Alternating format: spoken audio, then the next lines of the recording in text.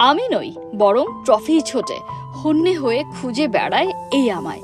এমন কথা এই মুহূর্তে সবচেয়ে বেশি লিওর মুখেই মানায়।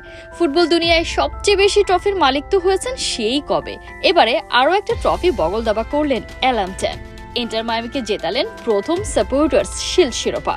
মেসির ঘরে ট্রফি এখন গুনে গুনে 46টা, আর মায়ামির হয়ে এটি মেসির 2 নম্বর ট্রফি।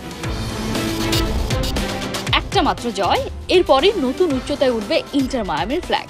এমন ম্যাচ কিভাবে রাঙাতে হয় সেটা মেসির চেয়ে ভালো আর কেই বা জানেন।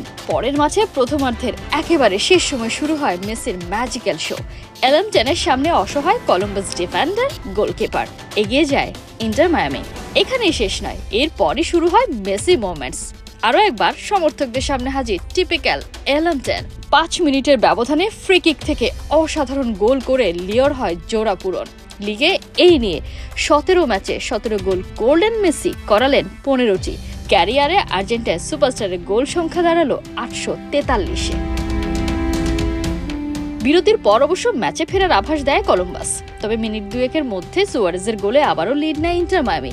খানিক বাদে পেনাল্টি থেকে গোল করে বসে হোস্টরা। শেষের দিকে আরও একটা পেনাল্টি পায় ওরা, তবে সেই পেনাল্টি আটকে দিয়ে হিরো বনে যান Miami goalkeeper Drake Callender. Columbus ক্রুর বিপক্ষে 5 গোলের রোমাঞ্চকর ম্যাচে জয় পায় ইন্টার মায়ামি।